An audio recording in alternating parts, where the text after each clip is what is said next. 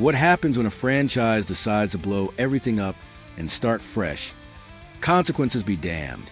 The Toronto Maple Leafs are about to find out, and the three shocking developments we're about to dive into will make your head spin faster than a Zamboni on fresh ice. From superstar departures to franchise-altering trades and potential blockbuster swaps, the hockey world is witnessing something unprecedented in Toronto. Buckle up, because what you're about to hear will change how you view this team forever. Picture this: the bright lights of Las Vegas reflecting off a golden jersey with Marner emblazoned across the back. Now imagine the deafening silence at Scotiabank Arena, where Mitch Marner's locker once stood. This isn't fantasy. This is a new reality that has rocked the hockey world to its core. The unthinkable has happened. Mitch Marner, the hometown hero who was supposed to lead Toronto to glory, has packed his bags for Sin City. The Las Vegas Golden Knights have secured his services with a massive 8-year, $96 million extension, and the ripple effects are still being felt throughout the organization. Austin Matthews' first reaction said it all. We'll miss him. He's a great friend, a great teammate. But it's the business side of things. It's tough, but I wish him nothing but the best.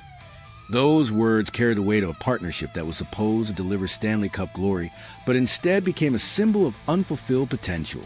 This wasn't just a hockey trade. It was an admission of failure.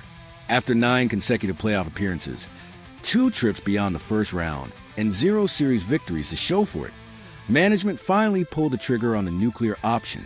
The chemistry experiment that began in 2015 and 2016 with Marner and Matthews has officially ended without achieving its ultimate goal. But here's where it gets interesting. The void left by Marner isn't just about points on the score sheet.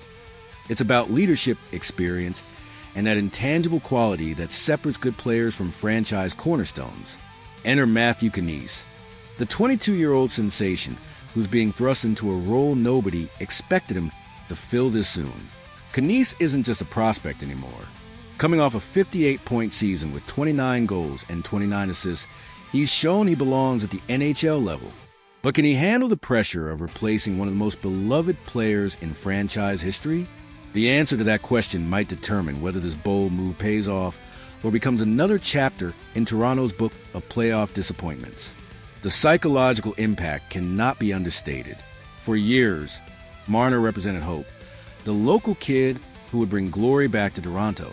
His departure signals a fundamental shift in philosophy, from patient development to aggressive retooling. Matthews has embraced this change, expressing excitement about the team's new direction, but actions will speak louder than words.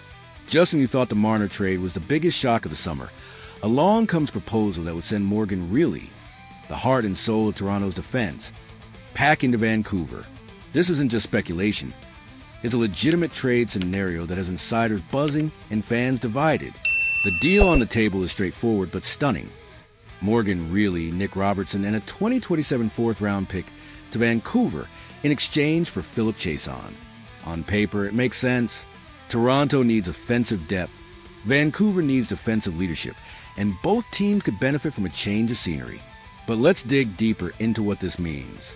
Rielly isn't just another defenseman. He's in the face of Toronto's blue line for over a decade. His 41 points last season, including 14 on the power play, represent consistency in a position where Toronto has struggled to find reliable contributors. Trading him would be like ripping the foundation out of a house while it's still standing. Philip Chason brings intriguing possibilities to the table. When healthy, he's a legitimate top-6 forward capable of playing center or wing. His versatility would give Toronto options they've desperately needed, especially considering their forward depth issues. However, the key word here is when healthy. Chason's injury history, particularly his struggles with concussions, represents a massive gamble. Toronto will be betting significant assets on a player whose availability has been questionable at best. Last season's 26 points in 56 games don't tell the whole story. When he's on the ice, he's effective, but staying on the ice has been the challenge. The geographical element adds another layer of complexity.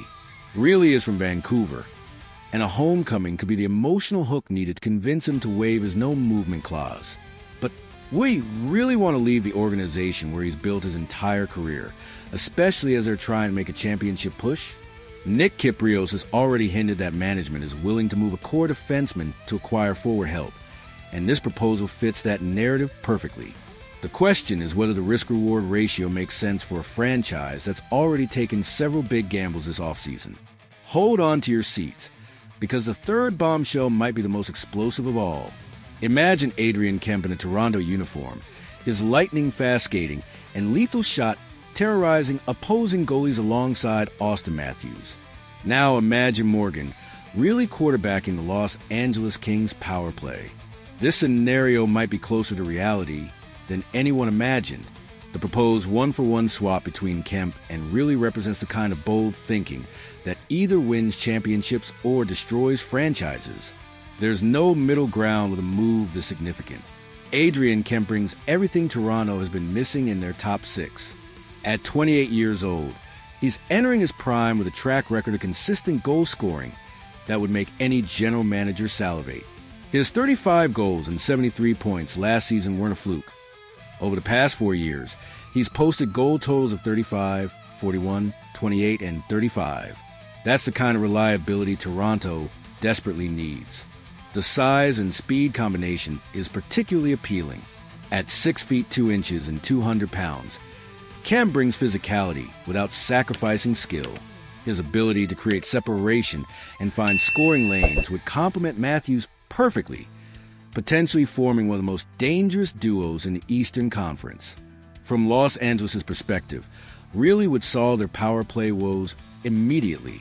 The Kings ranked 6th worst on the man advantage last season, a glaring weakness for a team with playoff aspirations. Rielly's 173 career power play points speak to his ability to quarterback special teams at an elite level. But here's where things get complicated. Kemp is in the final year of his contract, earning $5.5 million with no extension guaranteed. Reports suggest he's seeking around $10 million annually on his next deal, which would represent a massive financial commitment for Toronto. Are they prepared to make that investment without knowing if the chemistry will translate? The no-movement clause issue rears its head again with Rielly. Would he approve a trade to Los Angeles, a team that's been rebuilding and might not offer the immediate championship opportunity he's seeking in Toronto?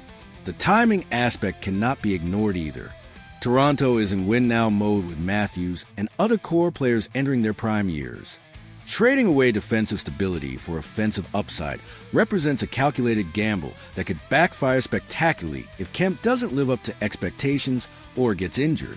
These three developments paint a picture of an organization that's no longer willing to accept moral victories and first-round exits. The Marner trade, the Chase-on proposal, and the Kemp scenario all represent the same philosophy: bold moves over safe choices. Brad Trailiving has made it clear that significant changes are coming. The question is whether these moves represent calculated risks or desperate gambles from a franchise running out of patience. The next few months will determine which narrative proves accurate. The psychological impact on the remaining core players cannot be understated. How do Matthews, Nylander, and others respond to seeing longtime teammates and leaders move for unproven commodities?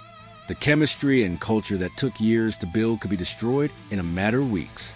What do you think about these earth-shaking developments?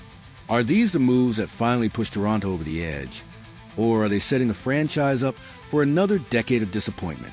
Drop your thoughts in the comments below and smash that like button if you want more insider analysis of these blockbuster moves. The hockey world is watching Toronto, and what happens next will determine whether this bold strategy pays off or becomes another cautionary tale in franchise history.